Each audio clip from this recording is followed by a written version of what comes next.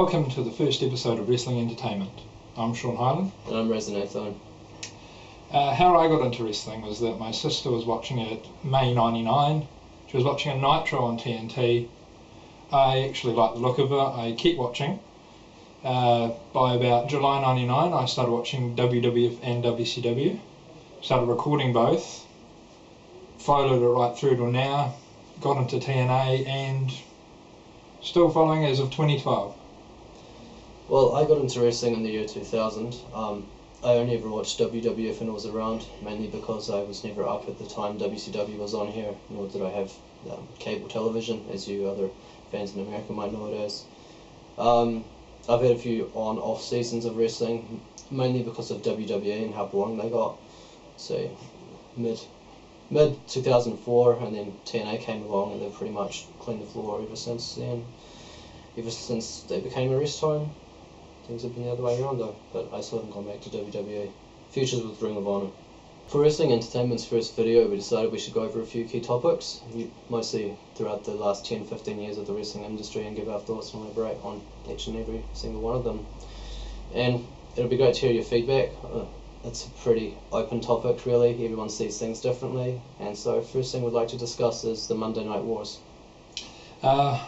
I personally think the Monday Night Wars was the best time in wrestling history.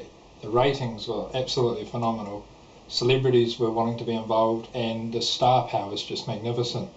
WCW, WWF, it was just insane, and I very much regard it as my best time of watching wrestling. What about you? Well, as I said earlier in the video, I only got to see the WWF, but I can agree that the star power was absolutely crazy, and like wrestling as a whole and its popularity was at its peak, no doubt about that. I think that looking back at things now, on footage I have seen, that the WWF did have much better television. It just seemed more sorted. WCW was a bit of a car wreck, and it kind of gets older, especially if you just watch it for what?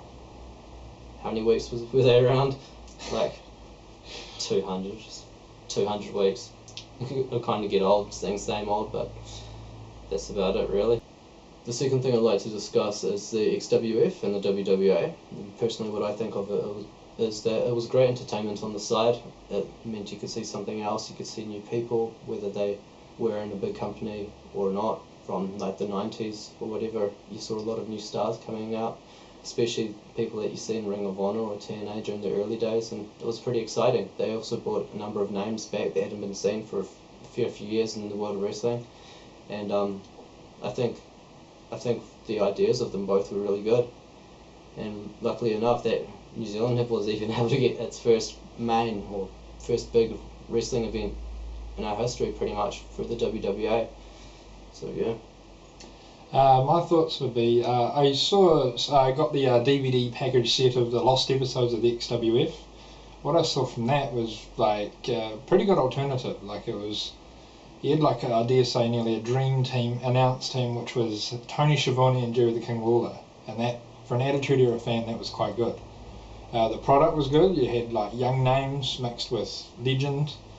And I think that was good if it actually took off, but things happened. As for the WWA, World Wrestling All-Stars, that was very, very good. I even had the opportunity to go to their last ever show, which was in Auckland, New Zealand, called WWA The Reckoning. Magnificent event. The X Division match was very good. It was a four-way. Main event Sting versus Jarrett for 2 world titles. That was spectacular. It was so good to see Bret Hart also. He did a speech thanking people for being there for him through his recovery after his stroke. But yeah, WWA in general was very good, and I wish it stayed around. I'd like to add on top of that the WWA event in 2003 was a hell of a lot better to watch than the 2006 WWE event. Big thumbs down. Our next topic is our thoughts on the wrestling industry since WCW got brought over / the lack of competition. The first thing I think we should talk about in this topic would be the invasion angle, seeing it was the next big thing in wrestling after ECW and WCW were brought out. I think that for me personally it was quite exciting because it opened me up to seeing a whole lot more professional wrestlers. people that I'd never seen before or heard of. Seeing that I didn't watch WCW and New Zealand never had ECW, I wouldn't have known who they were. Although I heard it could have been a lot better than what it was still exciting for me. I guess Sean could explain that a little better. Yeah, as a fan of WCW and the WWF at that time, it had the potential to be like the biggest storyline in the history of wrestling. Like, you know, you could have like Sting versus Undertaker, Goldberg versus Austin. All those things could have happened, but for the lack of WWF signing the big WCW main eventers, it never happened. The Invasion angle was still good, but it could have been a lot better. I guess to make it better, she might as well just split the WWF in half, because that's pretty much what happened anyways. Add in a few other people from here and there, and bang.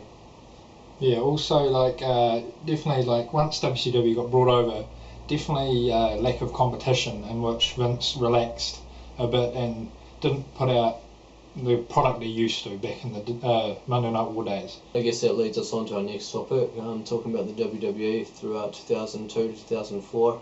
I think that for the most part it was still really good. I think their wrestling was still as good as you could ask for, really, and also the storylines, they seemed interesting somewhat.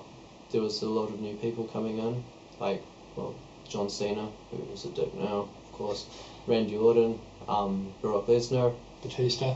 Yeah, Batista even. That was cool. You got to see a lot of people coming in from WCW that personally I didn't know of before. Scott Steiner, Kevin Nash, Scott Hall, Hulk Hogan, even the Road Warriors. But that's even going back further, really. So there was exciting things happening. There was also new stars coming through, or like people that were getting the world title for the first time. Let's talk about Chris Jericho, talk about Eddie Guerrero, talk about Chris Benoit. Even the return of Shawn Michaels, that in itself was pretty cool. He hadn't wrestled for a fair while. I think that the main downfall of the WWE throughout that time was in 2004.